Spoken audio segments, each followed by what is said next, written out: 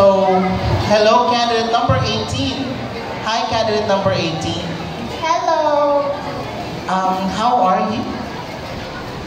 I'm feeling good today. Feeling good today. Ano yung tawag sa'yo ng, ano yung nickname or pangalan?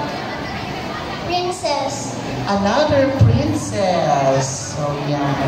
Hello, princess. Nasaan si mommy and daddy? Over there. Oh yeah, I'm seeing your daddy and your little, I guess that's your little sister. She's waving her, hi, little. Hi, Barbie. Hi, Daddy. Alright, hello po. And, okay, number 18, please select a question or pili ka ng tanong.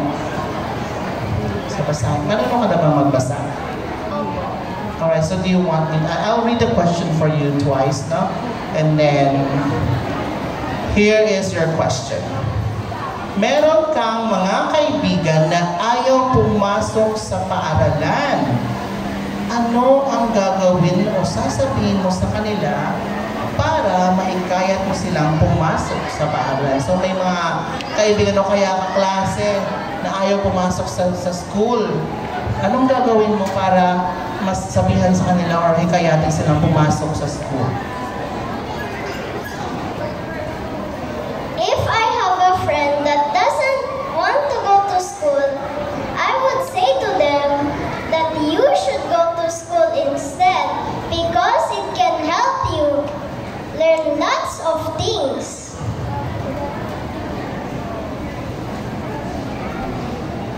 And it can also help you be successful in the future if you listen to the teacher properly. And you also do the activities.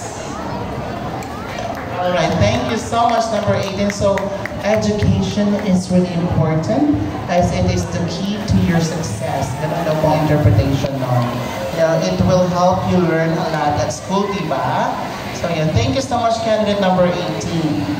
And let's proceed to candidate number 19. So, education, mga bata, important.